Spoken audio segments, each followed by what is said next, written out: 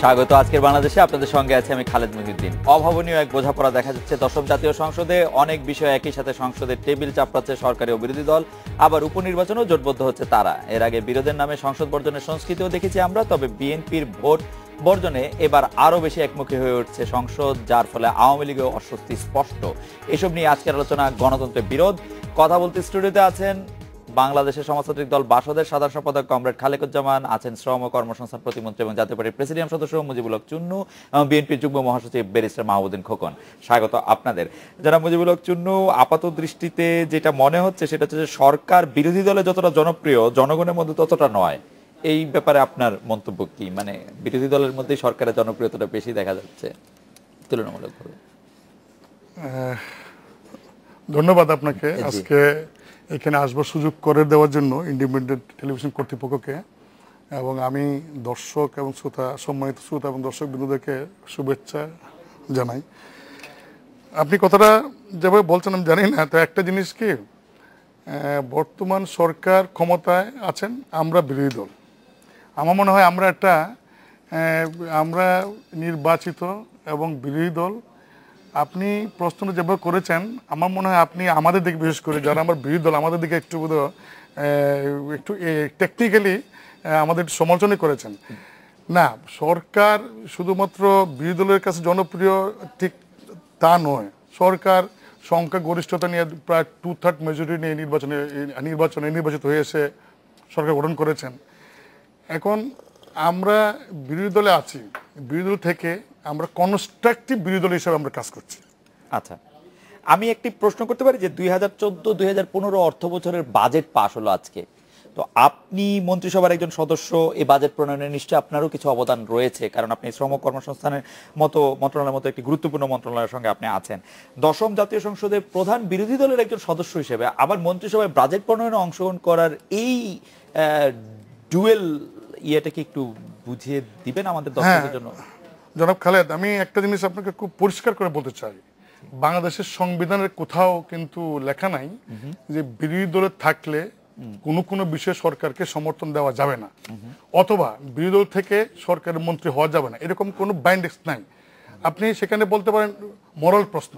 যদি মোরাল প্রশ্নে আসেন, তাহলে আমি একটা কথাই বলবো, যতক্ষণ পর্যন্ত আমরা সরকার মনে করবো যে সরকার দেশের এবং জনগণের পক্ষে কাজ করছে, সরকারের তার যে বাজেট, সেই বাজেট জনগণের পক্ষে গণমুখী, ততক্ষণ পর্যন্ত আমরা সমর্থন দিতেই পারি। এই মুহূর্তে আপনি মনে করছেন যে বাজেটটা গণমুখী হয়েছে এবং জনগণের পক্ষেই সরকার কাজ করছে? অফকোর্স আমরা এই মুহূর্তে আমরা তাই মনে করছি, এবং সরকারকে আমরা যা যা প্রয়োজন কিছু কিছু বিষয় সাজেশন দেওয়ার আমরা দিয়েছি এবং সেগুলো সরকার গ্রহণ করেছে।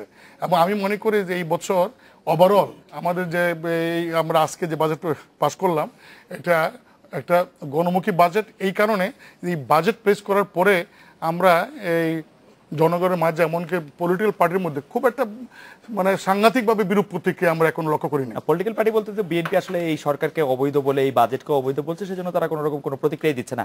খালেকুজ্জামান ভাইয়ের প্রতিক্রিয়া আমরা অবশ্য শুনবো যে অন্য বিরোধী দল হিসেবে তারা কি বলছেন। ব্যারিস্টার মাহমুদুদ্দিন খোকন, আপনার দৃষ্টি আকর্ষণ করছে। আমি আপনার কাছে আমার প্রশ্নটি করার আগে আমি আনন্দবাজার পত্রিকা থেকে কিছু অংশ আপনাকে পড়ে শোনাতে চাই।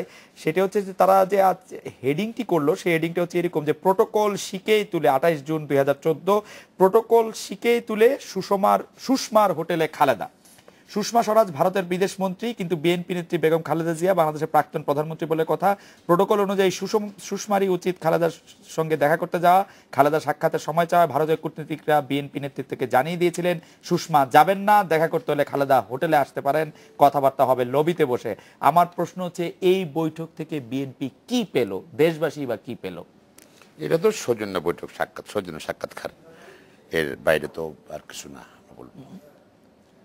সৌজন্য সাক্ষাৎকার, এটা পার্শ্ববর্তী রাষ্ট্র ভারত এবং বেগম খালেদা জিয়া সবসময় বলেছেন বিএনপির পলিসি হলো যেটা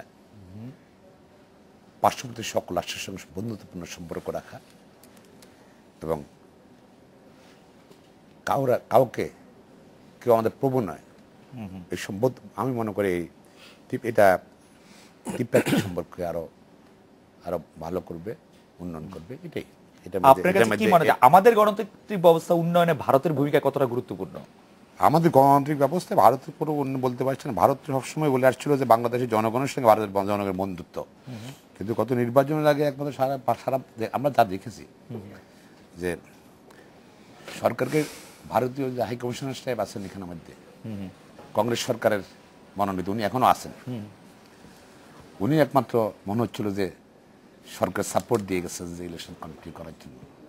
আচ্ছা, তো এটাই গণতন্ত্র উন্নয়নে কি হয়েছে, কিন্তু আমাদের এই একতরফা নির্বাচন, ভোট ব্যাংক নির্বাচন, জনঘৃণিত নির্বাচনে ভারত সমর্থন দিয়েছে।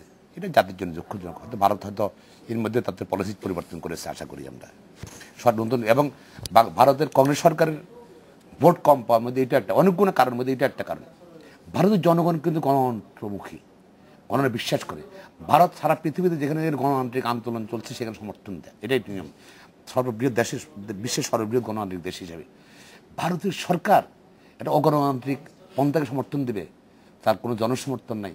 একটা সেনাবাহিনী, পুলিশ, বিডিআর সমর্থন দিয়ে, মানে র্যাবের সমর্থন দিয়ে যে সরকার গঠন করছে, ভোট করছে জনগণ ছাড়া, এটা ভারতের জনগণ আশ্চর্য হয়ে গেছিল। আপনি মনে করেন কংগ্রেসের ভরাডুবির পিছনে এটাও একটা কারণ? কিন্তু জনগণ, ভারতীয় জনগণ রিজেক্ট করেছে, এটা একটা কারণ।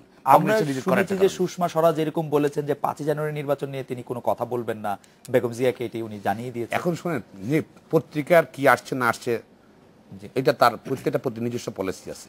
কোন পত্রিকা এটাকে অনেক বড় করে লিখছেন, কোন একটা ছোট করে লিখছেন, কোন পত্রিকা লেখা নেই। প্রত্যেকটা পত্রিকার নিজস্ব পলিসি আছে, হ্যাঁ, এবং নিজস্ব একটা আদর্শ আছে, নিজস্ব একটা চিন্তা আছে, চেতনা আছে। সে এখন বেগম খালেদা জিয়ার সঙ্গে ভারতীয় পররাষ্ট্রমন্ত্রীর 13 মিনিট একান্তে কি কথা হয়েছে এটা তো কেউ জানেন না, জানেন? বাইরটা হয়তো জানতে পারেন, কেউ জানেন না, সেটা তো আমরা জানি না কি কথা হয়েছে, দেড় বারেও জানে না। এটা বেগম খালেদা জিয়া জানেন, ভারতীয় পররাষ্ট্রমন্ত্রী জানেন। খোকন ভাই, আমি একটা অন্য প্রসঙ্গে আসি যে আওয়ামী লীগের উপর জনগণের ক্ষোভ রয়েছে বলে কেউ কেউ বলছেন, আপনিও এইমাত্র বললেন, এবং কেউ কেউ এটাও বলছেন যে আওয়ামী লীগের সরকার, বর্তমান যে সরকারের চুন্নু ভাইও আছেন, সেই সরকার আসলে কিছু সংখ্যক চাটুকার, দুর্নীতিগ্রস্ত, লুটপাট করা লোকজনের দ্বারা ঘিরে রয়েছে। কিন্তু এই চক্র মোকাবেলায় বিএনপির সামর্থ্যের অভাব রয়েছে এবং বিএনপির আসলে কোনো সামর্থ্য এই মুহূর্তে নাই যে এই চক্রের আসলে মোকাবিলা করে। আপনি কি মনে করেন? শুনে না, যারা চক্র আছে, যারা জনগণের কোনো সমর্থন নেই, যারা লুটেরা, তারাই মূলত সরকারের তাবাদারি বেশি করতেছে। তারাই বলতেছে যে এই সরকার 5 বছর ক্ষমতা থাকবে, আবার কোনটা বলতে 21 সাল পর্যন্ত ক্ষমতা থাকবে, কোনটা বলতে 41 পর্যন্ত ক্ষমতা থাকবে। দেন কামরুল ইসলাম সাহেব, ওনার বাড়ি কিন্তু দেখেন না, ওনার বাড়ির কারণে ঢাকা না, ঢাকার আশেপাশে ওনার বাড়ি না। জীবনে আগে শুনছিলাম উনি ওয়ার্ড কমিশন সাহেব দাঁড়াইছিল, এটা শুনলাম, আমার শোনার কথা জানি না। ওনার বাড়ি আরেক জায়গায়। এখন এই সুযোগে আর্মির সুযোগে একবার 2008 সাল উনি হয়ে গেছেন। তারপরে এখন আবার কেরানীগঞ্জে আমি জানি না ঠিক উনি ওনার পজিশনটা জনের মধ্যে এখন এই মুহূর্তে কেরানীগঞ্জ জনগণ শুনতেছে উনি কিভাবে নিচ্ছে কেরানীগঞ্জ, হ্যাঁ। কিন্তু আপনার উনি সবচেয়ে বেশি বলতেছেন, উনি কিন্তু ওই এলাকার লোক না। তারপর ধরেন আপনি ধরেন এই যে আসেন, আমার খুব খারাপ লাগছে একটা নিউজ পড়ে, পত্রিকা দেখছেন বোধহয় আপনারা, এই সরকারের সময় বিদেশে অর্থ পাচার, 3 লাখ কোটি টাকা পাচার, এবং এই সরকারের সময় 62% বাড়ছে।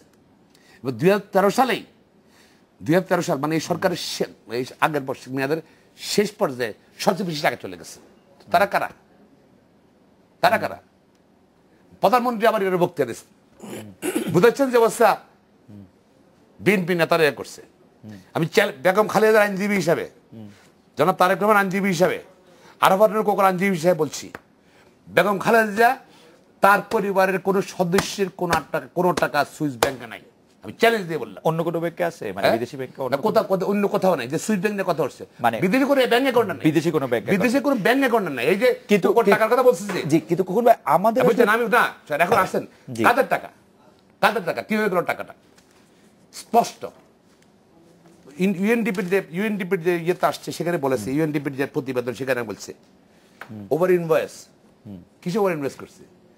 কুইক রেন্টাল, কুইক মানে আওয়ামী লীগ নেতারা বেশিরভাগ দেখেন আগে আগে আমাদের একটা পাবলিক প্রকিউরমেন্ট পলিসি ছিল, ল ছিল, টেন্ডারে দেখতে হবে। তার মানে আমি একটু চট করে খালেকুজ্জামান ভাইয়ের কাছে আসি যে আপনি তাহলে বলতে চাচ্ছেন যে এই দুর্নীতিগ্রস্ত, হ্যাঁ দুর্নীতি যারা করেছে, জি হ্যাঁ তারাই চায় যে সরকার পন্থা ব্যবস্থা হোক। আচ্ছা, আর অন্যরা যারা আওয়ামী লীগের যারা ভালো আওয়ামী লীগ, তারা ভদ্র আওয়ামী লীগ, তারা গণতন্ত্রে বিশ্বাস করে।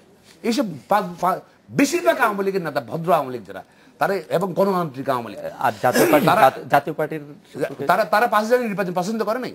জি, এই জন্য দেখেন 5% ভোট আওয়ামী লীগের দেশে, 5% ভোট, আওয়ামী লীগ অনেক বেশি ভোট, কিন্তু তারা যায় না ভোট কেন্দ্রে। না সেটা তো জাতীয় পার্টি সেটা ভাই এটা একটা অবস্থা। তাদেরকে তো ভোট কেন্দ্রে যাইতে আপনারা মানা করছেন, আপনাদের কথা শুনছে আর কি লোক। সবাই বিএনপি করে না, সবাই বেগম খালেদার কথা নির্দেশ নেয়। মানুষ বাংলাদেশের মানুষ গণতন্ত্র বিশ্বাস করে, রাইট, দেশের স্বাধীনতা গণতন্ত্র। খবর ভাই আমি আপনার কাছে আসতেছি, বিএনপি সমর্থন নিয়ে নিশ্চয়ই আপনি আরো বলবেন। আমি একটু খালেকুজ্জামান ভাইয়ের কাছে আসি যে এই কথা আজকে অনেকে বলছেন, খালেকুজ্জামান ভাই, যে আওয়ামী লীগ এবং বিএনপির সাংগঠনিক দুর্বলতা দেশকে বিপর্যয়ের দিকে ঠেলে নিয়ে যাচ্ছে। আজকে টিআইবির ইফতেখারুজ্জামান সাহেব সেটা আবার মানে একটি বাক্যে স্পষ্ট করে বলছেন যে সাংগঠনিক দুর্বলতা দুটি বড় দলের দেশকে বিপর্যয়ের দিকে নিয়ে যাচ্ছে। এই বিপর্যয়ে ঠেকাতে বিকল্প প্ল্যাটফর্মটা নিয়ে আপনার অবস্থাটা একটু বলেন, আর মন্তব্যটার সাথে আপনি একমত কিনা সেটাও যদি একটু বলতেন। এর মধ্যে দুইটা বিষয় এখানে অলরেডি এসছে। একটা হলো যে একটা গঠনমূলক বিরোধী দল প্রসঙ্গ, আর একটা হচ্ছে ভারতের পররাষ্ট্রমন্ত্রীর সফর, আর হলো একটা মন্তব্য যে সেটা হলো সাংগঠনিক দুর্বলতা। প্রথম কথা হলো দুর্বলতার বিষয়টা আদর্শগত এবং নৈতিক, সেই জায়গাটাকে বাদ দিয়ে শুধু সাংগঠনিক দুর্বলতা, অর্থাৎ কত বেশি লোক একটা দলের পিছনে আছে বা কত লোক কমে গেছে বা কত লোক বেড়ে গেছে, এইটার পরিমাপ দিয়ে সেই দল তার যে রাজনৈতিক যোগ্যতা বা শাসন কার্য পরিচালনা করার ক্ষেত্রে তার সাফল্য বা ব্যর্থতা এই হিসাব করাটা ঠিক না। প্রথম পার্লামেন্টে বিরোধিতার প্রসঙ্গে আসি, যে ওনারা যে বিরোধী দল হিসাবে পার্লামেন্টে আছেন, তাহলে ওনারা নিজেরাই তো এটাকে স্বীকার করতে পারছেন না। কয়েকদিন আগে ওনাদের পার্টির একটা সভা হয়েছিল, সেখানে ওনাদের পার্টির চেয়ারম্যান ছিলেন এবং ওখানে একজন সদস্য তিনি বললেন যে এইটা আসলে একটা মকারি।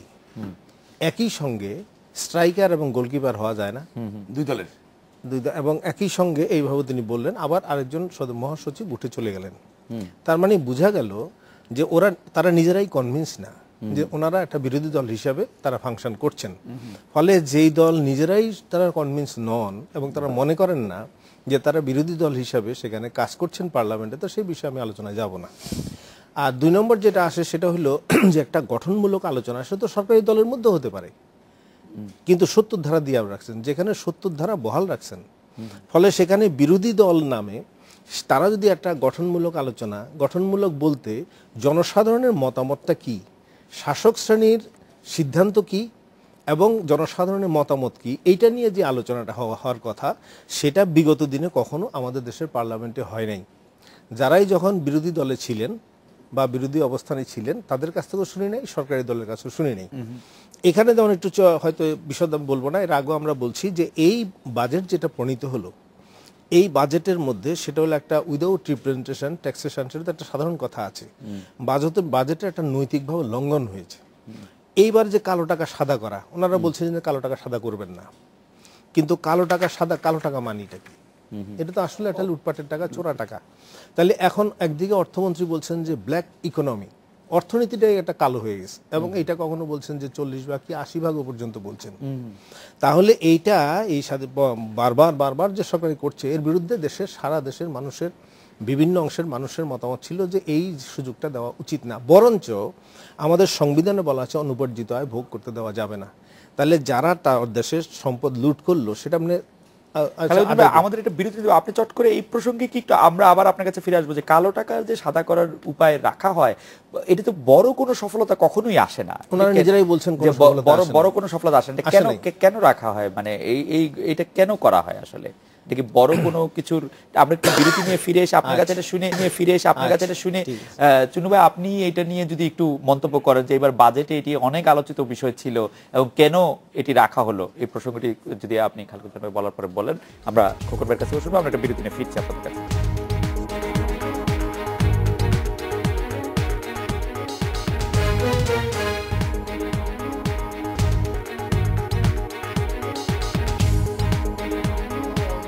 ফিরে এলাম আজকের বাংলাদেশে। কমরেড খালেকুজ্জামান, আপনি বিরতির আগে বলছিলেন বাজেট পাস, বিরোধী দলের অংশগ্রহণ, কালো টাকা ইত্যাদি প্রসঙ্গে আপনি যদি একটু কন্টিনিউ করেন। ওই যেটা আমি অত বিশদ বলবো না, কিন্তু সেটা বলছিলাম যে আপনি গঠনমূলক যে আলোচনাটা করবেন, যেমন সরকার এই বাজেট ঘাটতি বাজেট বলেছে ব্যাংক থেকে তারা টাকা নেবে 30,000 কোটি টাকার উপর টাকা নেবেন, তো এই ব্যাংক থেকে যে 10,000 কোটি টাকা 3 বছরে লুট হয়ে গেল সেই ব্যাপারে তো একটা আলোচনাও আসলো না।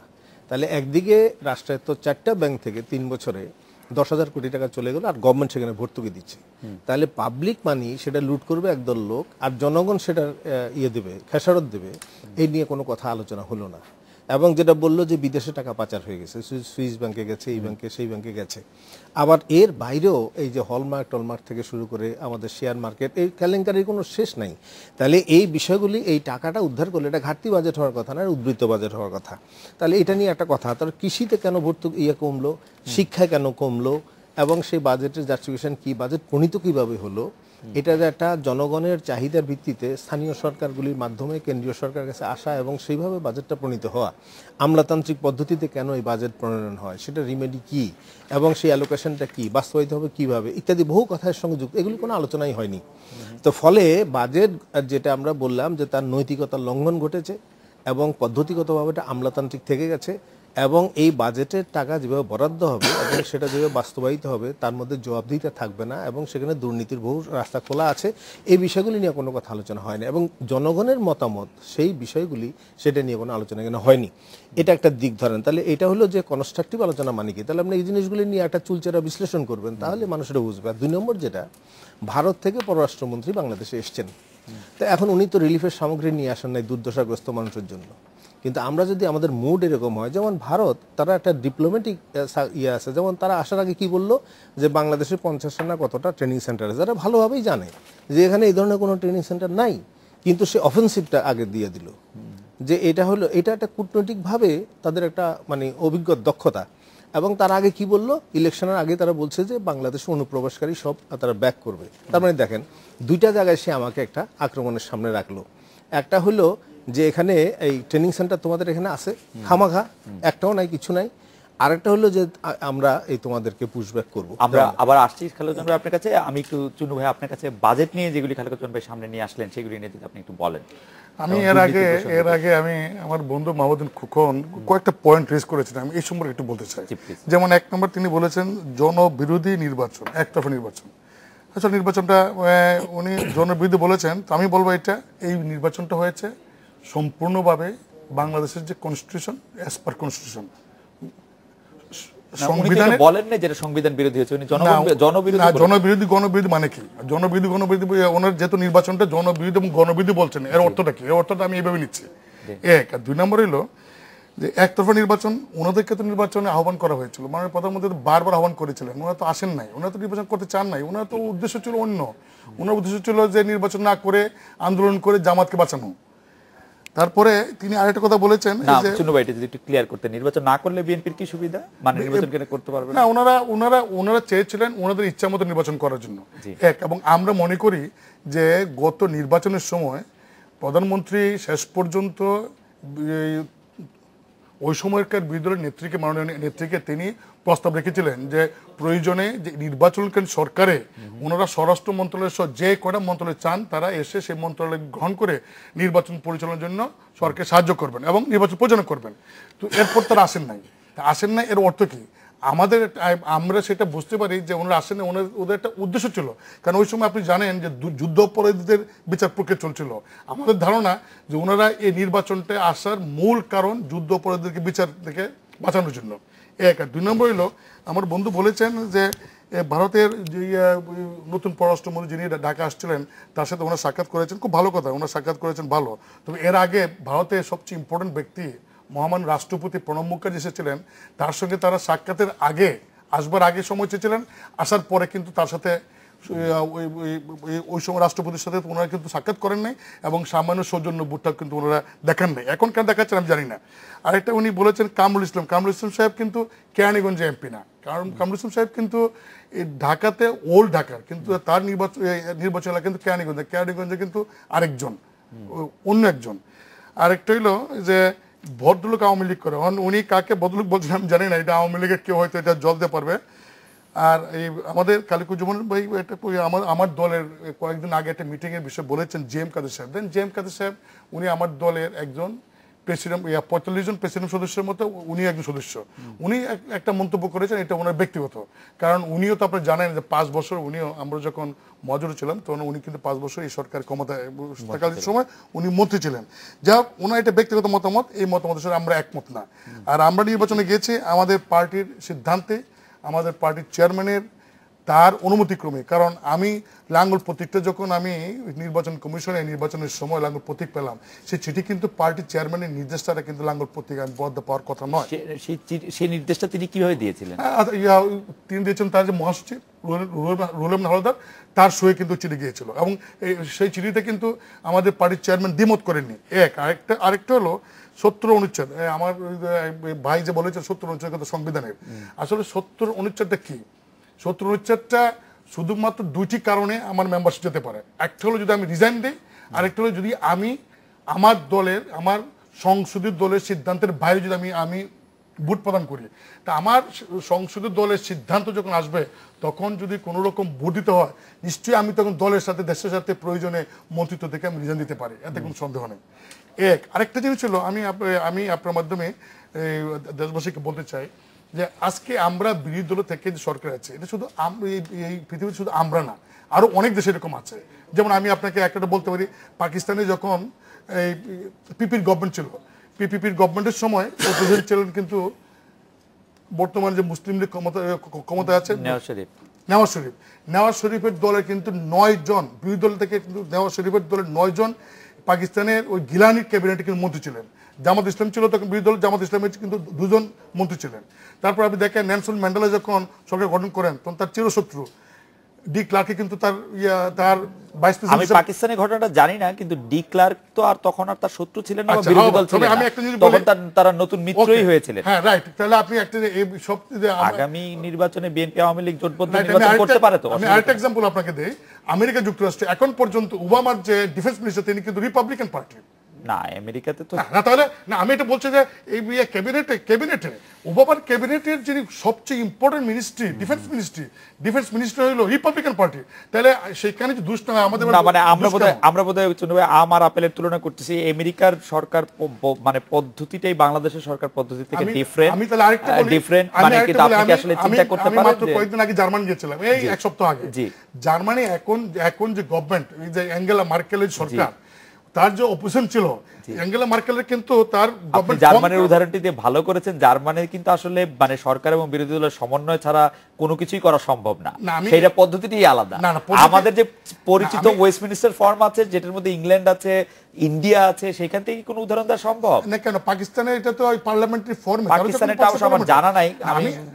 আমি আপনাকে তথ্য দিয়ে বলছি, পাকিস্তানের উদাহরণটা আমি তথ্য দিয়ে বলছি, এবং আমি কারেক্টলি বলছি, আমি এটা জেনে শুনে বলছি। আপনাকে ধন্যবাদ। আমার মনে হয় যে আমি এখন বাজেটে আসি। জি, বাজেট। আপনি যে বলছেন কালো টাকা বেশি, আসলে কালো টাকাটা প্রশ্ন না, প্রশ্নটা হলো কিন্তু অপ্রদূষিত টাকা। এই অপ্রদূষিত টাকা দেখেন, আমাদের দেশে একটা ট্রেন্ড আছে, অনেকে আছেন যেমন কোন লোক বাড়ি ভাড়া পান 1 লাখ টাকা, দেখা যায় নানান কারণ তিনি হয়তো এই পুরো টাকাটা প্রদর্শন করেন না, সরকার সেই সুযোগ দিয়েছেন। আপনি জানেন যে এরকম আছে যে এই বাংলাদেশের বড় বড় নেতা নেত্রীও কিন্তু অনেক সময় এই তাদের অপ্রদর্শিত টাকা কিন্তু প্রদর্শন করেন না। যেমন আমাদের 18 দল 20 দলের নেত্রী বেগম খালেদা জিয়া, তিনিও কিন্তু তার মানে সময়ে তিনিও অপ্রদর্শিত 1 কোটি টাকা কিন্তু সাদা করেছিলেন, এই যে আপনার জরিমানা দিয়ে। হ্যাঁ, যেটা উনি অপ্রদর্শিত টাকায়, এটা বলছে, এটা খুব একটা দূষণ কিছু না, গালাগালি করে এটা দিয়ে সেটা করতে পারেন। আমি এটা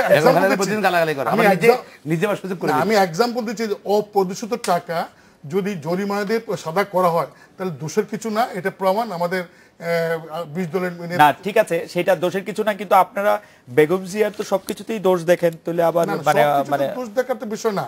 মানে এটা বেগম জিয়ার উদাহরণটা কেন আসলে আমি পয়েন্ট রেজ করলাম না, সব কিছু যেগুলো ভালো কাজ সেগুলো আমরা কেন দোষ দেখবো?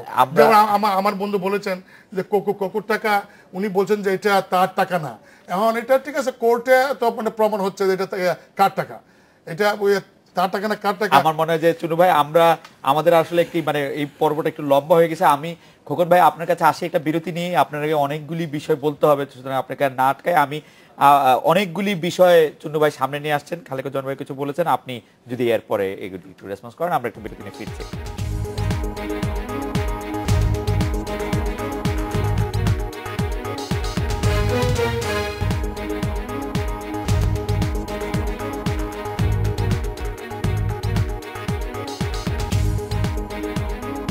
ফিরে এলাম আজকের বাংলাদেশে। চুনু ভাই, আমি খোকন ভাইয়ের কাছে যাওয়ার আগে আপনার জন্য একটি SMS আমি পড়ে শোনাতে চাই। সাজ্জাদ আমাদের একজন দর্শক, উনি বলছেন যে এমপি ও মন্ত্রীদের ইনকামের হিসাব চাই, দুর্নীতিবাজ কালো টাকার মালিকদের সঠিক বিচার চাই। এটা নিশ্চয়ই আপনি পরে যখন মন্তব্য করবেন তখন আপনি নিশ্চয়ই বলবেন। খোকন ভাই যদি একটু কিছু বলেন। আমি কিন্তু অনেকগুলো প্রশ্ন করে চলে আসছে, আমাকে সময় দিতে হবে। জি বল। ফার্স্ট যেটা হলো, উনি জার্মানির সঙ্গে বাংলাদেশের বিরোধী দলের সঙ্গে তুলনা করেছেন। পৃথিবীর কোথায় আছে? এসএসএফ বললেন যে আমি নির্বাচনে যাব না, রাত্রেবেলা গভীর রাতে দেখা গেল র্যাব গেল। আরে সাধারণ দেশের মানুষের অসুস্থ হয়, সাধারণ নাগরিক অসুস্থ হলে র্যাব গিয়ে হাসপাতালে আনে নাকি? র্যাব গিয়ে তাকে হাসপাতালে নিয়ে আসলো, হাসপাতালে চিন্তা করছেন, এবং হাসপাতাল আটকে রাখলো, তাকে টেলিফোনে যোগাযোগ করতে দিল না নির্বাচন শেষ পর্যন্ত। পরে গিয়ে হাসপাতালে এসে আটক, এর মধ্যে শূন্য দেশে নির্বাচিত, তার দলের মধ্যে ওই চিঠিপত্র দেওয়া হয়েছে, অনেকে নির্বাচিত হয়ে গেছে। এই হলো পৃথিবী কোথায় আছে এরকম র্যাব দিয়ে আইন শৃঙ্খলা বাহিনীর লোকজন ধরে আইনা বিরোধী দলে বলে ভোট কর, হ্যাঁ ভোট কর, নির্বাচিত, তারপর গিয়ে আবার কি এখন কি বানাইলো। এই পৃথিবীতে এটা কোনো কিছু নেই, বিদেশের সঙ্গে তুলনা করেন না, লজ্জার ব্যাপার এটা। আচ্ছা নাকি? আর দুই হলো যে আপনার যেটা ওই যে তাজুল ইসলাম সাহেব কোন একদিন এমপি বক্তৃতা দিচ্ছিল জাতীয় পার্টি, তো তার প্ল্যান হলো যে আওয়ামী লীগ চাইরা বিরোধিতা করো। তা একটা মানে চাটুকারি তার কতগুণা দেখেন। তাজুল ইসলাম সাহেব বলতেছে যে স্টিপ দিচ্ছে যে আপনি বক্তৃতা সরকার প্রশংসা করছেন কেন, স্টিপ দিচ্ছে সরকার সমালোচনা করুন। সে বললো যে সিট আপনি খুব ভালো করে সংসদ ফলো করতেছেন খোকন ভাই। শুনে ওই এমপি সাহেব পরিশুল তাজুল সাহেব আমাকে চিঠি দিয়ে স্লিপ দিয়েছে, লেখা আছে যে আমি সরকার সমালোচনা করতে, আর সরকার সমালোচনার কিছুই নাই, মানে তাজুল সাহেব থেকে তো সে আরো বেশি প্রশংসা করতেছে। বর্তমান জাতীয় পার্টি আর ইয়ে, এটা অভূতপূর্ব। আমি মাঝে মাঝে বলি, বুঝছেন, এখানে বলছেন একদিন, এটা আমাদের বাংলাদেশের এই মাঝে মাঝে ওই জন্তু পাওয়া যায়, আদর জন্তু পত্রিকা পাওয়া যায়, হ্যাঁ, গ্রিস বুকসের রেকর্ডে আসে, গণতন্ত্রের 400 বছরের ইতিহাসে, হ্যাঁ, এরকম পার্লামেন্ট পাবেন না, ভবিষ্যতে 200-300 বছর পাবেন কিনা। একই পার্লামেন্টে প্রধানমন্ত্রী নির্বাচিত নয়, সংসদ উপনেতা নির্বাচিত নয়, সংসদ নেতা বিরোধী দলের নেতা নির্বাচিত নয়, ঠিক আছে, আর তারপর হলো স্পিকার নির্বাচিত নয়। You can not get this type of parliament in the whole world. না, গত 100 বছর পাবেন না, ভবিষ্যতে পাবেন কেন? এটা আজব। যাই আসতেছি এখন এই যে টাকা টোকা নিয়ে ভাই বলতে চেষ্টা করলেন যে কোকর, আমি ওনার আইনজীবী। কোকর সাহেব যে সিঙ্গাপুরে যে এক জায়গায় টাকা আনা বলো কথা বলা হয়েছে না সিঙ্গাপুর থেকে, ওইটা হলে এক সিঙ্গাপুরিয়ান একটা কোম্পানি ফর্ম করেছে, সে ব্যাংক অ্যাকাউন্ট করেছে, এবার সেই ব্যাংক অ্যাকাউন্টে সে তার কোম্পানি, কোকো সেই কোম্পানির কোনো ডাইরেক্টর না, শেয়ার হোল্ডার না, নেভার। তারপরে কি হলো, কোকো যখন জেলে, বাংলাদেশে 111 সময় জেলে, সেই সময় ওইখানে ওই অ্যাকাউন্টে টাকা আসছে। আচ্ছা, এখন সরকার একটা বানাইছে, শোনেন, মামলা তৈরি হয়েছে জয়েন্ট সিগনেটারি ব্যাংক অ্যাকাউন্টে, আর ওই জয়েন্ট সিগনেচার, শুনেন, ওই জয়েন্ট কিলো টাকা আনে থাকলে হয়তো সরকার টাকা পাঠাইছে, সেই টাকা আনছে, কোকো সাহেব কোনো টাকা জমা দেয়নি, এবং কোকো সাহেব জেলে থাকার সময় একটা লোক জেলে আছে বিদেশে, আমি বাংলাদেশ ব্যাংক অ্যাকাউন্টে টাকাটা জমা দিচ্ছি একজন, তো যে জেলে তার দায় দায়িত্বটা কি? এক, দুই, ওগুলো কোকোর টাকা না। আমরা বারবার বলেছি, তারেক রহমান বিদেশে তারেক রহমানের কোনো ব্যাংক অ্যাকাউন্ট দেশের বাইরে নাই, কোকোরও কোনো ব্যাংক অ্যাকাউন্ট দেশের বাইরে নাই, বেগম খালেদা কোনো ব্যাংক অ্যাকাউন্ট দেশের বাইরে। আমাদের একজন দর্শক একটা প্রশ্ন জানতে চাচ্ছেন, সেটাকে আপনি একটু জবাব দেবেন। জনাব তারেক রহমান এবং জনাব আরাফাত রহমান কি এখন পলিটিক্যাল অ্যাসাইলামে আছেন থাইল্যান্ডে বা ইংল্যান্ডে? আমাদের একজন দর্শক, উনি নাম জানেন না, মানে ওনাদের স্ট্যাটাস খবর নিয়ে জানতে হবে। জি, জানাতে হবে। আপনি পরবর্তী এখন আসেন, কালো টাকাটা কি হয়ে গেল, কিভাবে গেল কালো টাকা? জি, 6,000 কোটি টাকা করে যাচ্ছে এখন প্রতি বছর। চিন্তা করেন, বড় বাজেট, বেশি টাকার দুর্নীতি, 3-4টা ওয়েতে টাকাটা পাচার হচ্ছে। প্রথম হলো যে আপনার ফার্স্ট যেটা সবচেয়ে বেশি টাকা যাচ্ছে কুইক রেন্টালের মাধ্যমে, হয়তো 400 কোটি টাকার আপনার ইয়ে করতেছে, এলসি খুলতেছে, 200 কোটি টাকার মেশিন আসছে, 200 কোটি টাকা চলে যাচ্ছে। এখন আপনি বড় বাজেট বেশি টাকার দুর্নীতি বলছেন, আমি বলছি। কিন্তু সাইফুর রহমান সাহেবই কিন্তু বাংলাদেশের বাজেটে সবচেয়ে বেশি উল্লম্ফনটা সাইফুর রহমানের হাত ধরে এসেছে, মানে পার্সেন্টেজে। ধরেন আমি টাকার অঙ্কও বলতে পারবো, আপনি বলতে চাইলে 100 টাকা যদি গত বছরের বাজেট হয় সেটা সবচেয়ে বেশি বাড়ছে হচ্ছে সাইফুর রহমানের সময়। সাইফুর রহমান এই যে এই সরকারের আমলে তো এই গত 2-3 বছরে 250-300 কোটি টাকার আর 200 কোটি টাকার বাজার এসে দেখাচ্ছে, তাই টাকাটা যে কুইক রেন্টালের মাধ্যমে আরো যেটা হচ্ছে, এই কুইক রেন্টালে কি করছে জানেন, বেশিরভাগ আওয়ামী লীগের নেতা বা আওয়ামী লীগ সমর্থিত লোক, কেউ ফার্নিচারের ব্যবসা করে, কেউ টায়ারের ব্যবসা করে, বুঝছেন, কেউ হলো রিয়েল এস্টেটের ব্যবসা করে, যেহেতু সরকার টেন্ডারের দায়িত্ব হয়নি, নেগোসিয়েশনের মাধ্যমে দিয়েছে। এবং তারা রেট কি, সরকারি পিডিপি উৎপাদন করে 3 টাকা করে বিদ্যুৎ, তাদের থেকে কারোর সঙ্গে চুক্তি করে 6 টাকা, কারোর থেকে নেগোসিয়েশন অনুযায়ী কারোর 14 টাকা, কারোর 18 টাকা পর্যন্ত বিদ্যুৎ কিনতেছে। এবং এই যে এই দুর্নীতির টাকাটা, বিদ্যুতের দাম বাড়তেছে, সারা দেশে 7 কোটি মানুষ কিন্তু যোগান দিচ্ছে দুর্নীতির টাকাটা। আর এই টাকা কি করছে, আরো যেটা করছে, এই কোম্পানিগুলোর মধ্যে তারা হয়তো 70% 80% বিদেশি ইনভেস্টার দেখিয়েছে, তাহলে তাদের লোকজন যা ইনকাম হইতেছে এই 80% টাকাটা বিদেশি হইতেছে legally. This is the one way. আমি শেষ করে তারপর কুইক রেন্টারে, তারপর সাধারণ যেটা এলসি ওভার ইনভয়েস করে মাল আসে নেই, টাকা চলে গেছে, এরকম আছে, অনেক মামলা আছে। আপনার ধরেন সবচেয়ে বেশি টাকা গেছে কি জানেন, এই বড় বড় ব্রিজ হইতেছে না, বড় বড় রাস্তা হইতেছে না, ওভার ব্রিজ হইতেছে না, ফ্লাইওভার হইতেছে না, রেল হইতেছে না, এগুলো লোকাল একটা প্রিন্সিপাল থাকে, লোকাল প্রিন্সিপাল। এবং তারা কিন্তু নাম বলতে চায় না, এদের অনেকে হয়তো খোঁজ করলে জানেন, এগুলো আওয়ামী লীগ কানেক্টেড লোকজন, লোকাল প্রিন্সিপাল। হ্যাঁ, ঠিক আছে। এই যে কমিশনের টাকার কথা হইতেছে, কমিশনটা সরাসরি যে সময় এটা তো সাপ্লাইস ক্রেডিট আসছে বা অন্যভাবে আসছে, কমিশনের টাকা সরাসরি বিদেশ দেশের বাইরে পেমেন্ট হচ্ছে, মানে ওই টাকাটা সুদ পেকে যাচ্ছে না, সরকারের আমলের টাকা। আপনাকে আমি আরেকটি প্রশ্ন করতে চাই, ব্যাংকের টাকা, একটা ব্যাংকের টাকা লুট, জি ব্যাংকের লুট, টাকা লুট হচ্ছে। জি খালেকুজ্জামান ভাই এটা বলছেন, আমি আপনার জন্য একটা প্রশ্ন আছে যেটা যদি আপনি 30 সেকেন্ডে জবাব দিতেন। যে অনেকেই বলছেন যে জামায়াত নেতা মতিউর রহমান নিজামীর যে অসুস্থতার কারণে মামলার রায় ঘোষণা স্থগিত হওয়া, সেটা জামাত এবং সরকারি দলের অবস্থান বিষয়ে একটা বিভিন্ন ধরনের আলোচনা জন্ম দিয়েছে। এই আপনাদের জোট সঙ্গীদের সম্পর্কে এই আলোচনাটা আপনার কি হয় দেখেন? আমি দেখছি জামাত আন্দোলনমুখী আছে, এটা চন্দ্রভাই মন্ত্রী আছে, উনি বলতে পারবেন। খালেকুজ্জামান ভাই আপনি যদি একটু বলেন যে আসলে আমি আমার প্রশ্ন শেষ করছি। জি, মাননীয় প্রধানমন্ত্রী বলেছেন জি পাচারকৃত টাকাটা ফিরে নিয়ে আসবেন। জি, আমি চ্যালেঞ্জ দিয়ে বলছি এই টাকা উনি আনতে পারবেন না, আর উনি আনবেনও না, কারণ বেশিরভাগ উনার দলের লোকের টাকা। আচ্ছা, ওই যে উনার বাবা বলছিলেন না একবার, শুনছি ছোটবেলায় গল্প শুনছি, 7.5 কোটি কম্বল আসছে, আমারটা কই, সব জায়গায় ছুরি ছুরি। ওনার আশেপাশে যারা আছে না, যারা এই যে 5 বছর 20 বছর 15 ক্ষমতা থেকে বলতেছে, বেশিরভাগ করে চুরির সঙ্গে জড়িত, বেশিরভাগ দুর্নীতির সঙ্গে জড়িত। এদের টাকাই কিন্তু এদের ব্যবসায়ী স্বনামে বা বেনামে টাকা। আজকে দেশে লুট হয়ে যাচ্ছে, লুট, মানে অর্থনীতি বিশৃঙ্খলা নাই, শৃঙ্খলা নাই, জনজীবনের শৃঙ্খলা নাই। খালের জন্য এই সরকারের জন্য এই মুহূর্তে সবচেয়ে বড় চ্যালেঞ্জ কোনগুলা, যেগুলি এইকে ফেস করতে হচ্ছে এই মুহূর্তে আপনার কাছে কোনগুলি মনে হচ্ছে, বা আদৌ কোনো চ্যালেঞ্জ আছে কিনা? সরকারকে অনেক কনফিডেন্ট মনে হচ্ছে আবার একদিক দিয়ে। না, সরকার নিজেই বলছে তারা নাকি চ্যালেঞ্জ মোকাবেলা করছেন, তাহলে তারা কোন কোন ক্ষেত্রে সেই চ্যালেঞ্জ মোকাবেলা করছেন সেটা এক এক সময় এক একভাবে তারা বলেন। তা আমি সেগুলি নিয়ে বিশদ বলবো না। যেটা এনে বলা হচ্ছে যে একজন দর্শক বোধহয় বলছিলেন যে দুর্নীতিবাজ যারা তাদের শাস্তি চায় এবং টাকা উদ্ধারের কথা বলছে। এখন যেটা বলছেন যে আমাদের প্রধানমন্ত্রীও বলছেন যে আমরা বিদেশের ব্যাংক থেকে, সুইস ব্যাংক থেকে এসব টাকা পয়সা নিয়ে আসবো। তো এটা ভালো যে বাইরের পাচার হওয়া টাকা নিয়ে, কিন্তু দেশের ভিতরের টাকাটা তো আগে উদ্ধার করা দরকার।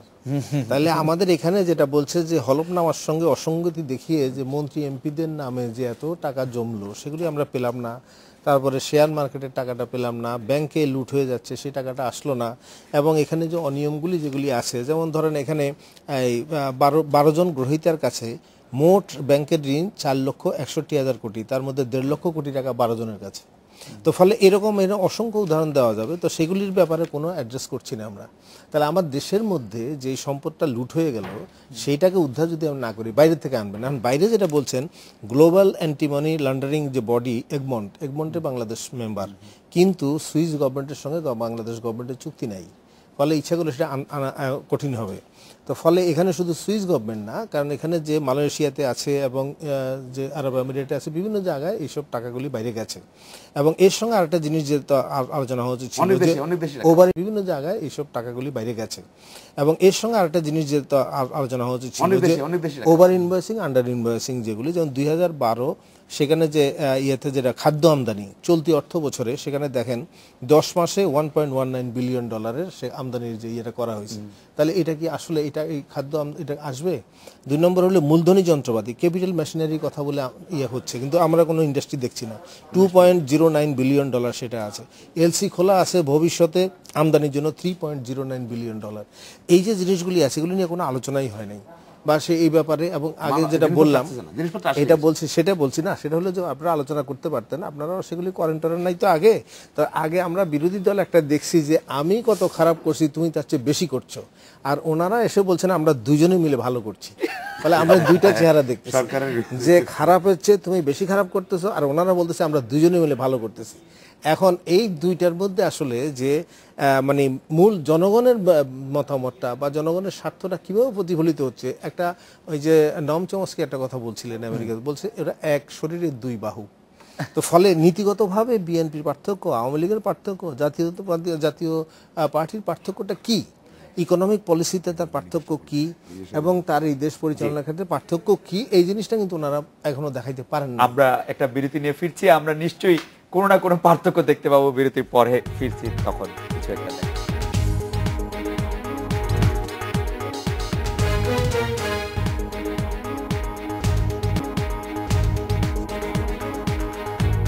ফিরে এলাম। আজকে বাংলাদেশে পার্থক্যের প্রসঙ্গে আসছিলেন কমরেড খালেকুজ্জামান খোকন। আপনি যদি আমাদেরকে 30 সেকেন্ড বলেন, সত্যিই কোনো পার্থক্য আসলে আপনারা করে দিতে পারবেন কিনা আগামীতে বিরোধী দলের হয়ে আন্দোলন করে, বা এই সব মানে আপনাদের ভাষায় গণতন্ত্র ফিরিয়ে আনার ক্ষেত্রে আপনার কাছে কি মনে হয়? অবশ্যই। শুনেন, আওয়ামী লীগ স্বাধীনের আগে এক আওয়ামী লীগ একরকম ছিল। 31 সালে বাংলাদেশ স্বাধীন হয়েছে গণতন্ত্রের জন্য। 31 সালে স্বাধীনতার পর থেকে আওয়ামী লীগ ইতিহাসটা দেখুন, আওয়ামী লীগ দলগতভাবে কখনো দলের কোনো বিশ্বাস করে না। সুযোগ পেলে তারা একটা চালাই দেয়। আগে বাকশাল করেছিল, হ্যাঁ, আবার তাদের নেতা খুন্দা মোস্তাক আসিয়া বাকশালও করছিল, হ্যাঁ, আবার 82 সালে আজকে মাননীয় প্রধানমন্ত্রী শেখ হাসিনা ইয়াকে এরশাদ সাহেবকে সামনে সমর্থন দিয়েছে, সিআই সালে এরশাদ নির্বাচিত গেছে। আবার দেখেন আপনার 2007 সালে আবার কিন্তু জেনারেল মঈন এদের সমর্থন দিয়েছে। আবার এবার 2005 সালে আর বিএনপির ক্ষেত্রে ব্যাপারটা তুলনাটা একই ক্যারেক্টারটা দেখেন আপনি। বিএনপি যে আওয়ামী লীগ বলতে পারতো যে আমরা অনেক খানদানি, অনেক সংগ্রামের ইতিহাস আওয়ামী লীগের আছে, সব জলাঞ্জলি হয়ে গেল। আওয়ামী লীগের এখন দল হিসাবে আওয়ামী লীগের ইন্টিগ্রিটি ছিল, আর তাদের ওই গর্বের কিছু নাই। পার্থক্য হলো যে BNP believe on democracy, Begum Khaleda Zia believe on democracy. আপনাকে ধন্যবাদ। আরো যেটা আরো যে হলো দেখেন, বেগম 111 সময় মাননীয় প্রধানমন্ত্রী চলে গেছেন দেশের বাইরে, বেগম খালেদা বলছে জনগণ তিনবার প্রধানমন্ত্রী করে জনগণ তাকে, জনগণ উনি যাবেন না। This is difference between BNP এবং আওয়ামী লীগ। শেখ হাসিনা দেশে অবশ্য অনেক কষ্ট করে ফিরেও আসছেন। আমি একটু চুন্নু ভাই আপনার কাছ থেকে একটু জানতে চাইবো যে জামায়াতে ইসলামী প্রসঙ্গে, জামায়াতে ইসলামের সাথে এইটি নিয়ে অনেক কথাবার্তা হচ্ছে, যেহেতু আইটি পিছিয়ে গেল, বা এবং খোকন ভাই বলছিলেন আপনি জবাব দেবেন, আমাদের হাতে 1 মিনিট সময় আছে। এটা জবাবটা আমি কি দেবো, এটা তো কুমুর সাহেব বলছেন, এটা ওনাদের পার্টনার উনি ভালো করে জানেন। তবে আমি যদি জানি যেহেতু যিনি নাকি অ্যাকিউজ তিনি অসুস্থ, সেই কারণে তার অ্যাবসেন্সে রায় দেওয়া বোধ ঠিক হবে না, এই কারণে বোধ রায় হয় না। আমার তো মনে হয় উনি সুস্থ হলে বোধ রায় হবে। আমি একটু বলতে চাই, কোন সাহেব একটা কথা বলেছেন যে এই নির্বাচনকে নিয়ে অনেক কটাক্ষ করেছেন। অন্তত মাহমুদুল খোকন, ব্যারিস্টার মাহমুদুল খোকন, যারা নাকি 96 ফেব্রুয়ারি নির্বাচন করেছিলেন, 12 দিনের শিশু যাকে বলে, তাদের মুখে এই নির্বাচন নিয়ে সমালোচনা আমার মনে হয় যে খুব একটা আমরা করতে পারবো, তো আমরা সমালোচনা করতে পারবো না। আপনারাও মানে আমরা করি নাই, বাংলাদেশের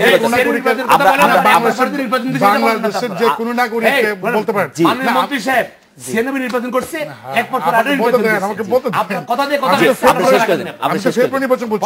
আরেকটা বিষয় হলো যে উনি বলছেন যে প্রধানমন্ত্রী দেশবাসী যা বলছে কিছু রাখেনি। কোনো কথা উনি রাখেনি। বলেছেন যে কোনো কথা রাখেনি এসএস শেখ হাসিনাকে সমর্থন দিয়েছেন, ওনারাও তো সমর্থন নেওয়ার জন্য এসএস সাহেবের সাথে আলোচনা করেছিলেন। না, না, উনি আগে তাদের বলছে- নেতা আমাদেরকে আসলে- তারেক রহমান এসএস এর বাসায় গিয়েছিলেন। আমাদেরকে আসলে শেষ করে দিতে হবে। খালেকুজ্জামান ভাই, আমাদের কাছে 40 সেকেন্ড সময় আছে, আমাদের কিছু শেষ করে অনেক দিতে ইয়ে হবে। করছে, কেয়ার জি, দিয়েছে। খালেকুজ্জামান ভাই, হাসপাতাল নিয়ে accident দিয়ে, বুঝলেন না? ওনারা এটা যে কে করে নাকি? হ্যাঁ, একটা সেকেন্ড। ওনারা যে গণতন্ত্রের কথা বলছেন, একটা হলো যে আমি ক্ষমতা নিয়ে ক্ষমতায় থেকে তারপর জনমত পক্ষে আনবো, আরটা বলছে ক্ষমতাসীনদের নেতিবাচক যে অবস্থাটা তৈরি হবে সেটা মূলধন করে আমি ক্ষমতায় যাব। এটার সঙ্গে গণতন্ত্রের সম্পর্ক সেরকম নাই। আরটা হলো যে ওনারা একই নীতিতে বিশ্বাস করেন, বিশ্বাস করে তারা ক্ষমতাকে কেন্দ্র করে যে তাদের বিরোধ, যেমন জাতীয় পার্টি, জামাত ইসলাম, এদের কথা যেগুলি আসছে সেগুলি আমরা আগেও বলছি যে জনগণ পরাস্ত যাদের করে ওনারা তাদের সঙ্গে আঘাত করে। আরটা হলো যে একই নীতিতে রাষ্ট্র পরিচালনা করেও তারা ক্ষমতাকে কেন্দ্র করে বিরোধ করে, ফলে এটার সঙ্গে of the people, for the people, by the পিপলের সম্পর্ক কম। ফলে এখানে আমরা আগেও বলছি যে ওনাদের মধ্যে অন্তর্গতভাবে এই ধারণাটা একমত হবেন যে এই দুইটা দল, দুইটা কেন্দ্র যেভাবে আছে এটা দিয়ে জন আকাঙ্ক্ষা পূরণ হবে না। একটা বিকল্প রাজনৈতিক শক্তি সেটা গড়ে তোলার মধ্য দিয়েই শুধুমাত্র একটা রাস্তা হবে, যে রাস্তায় মানুষ আগামী ভবিষ্যৎ দেখতে পাবে। আমরা আশা করব যে আগামী ভবিষ্যৎ আমরা নিশ্চয়ই দেখতে পাবো। এই ছিল আজকের বাংলাদেশে। দেখা হবে আগামীকাল এই সময়। শুভরাত্রি।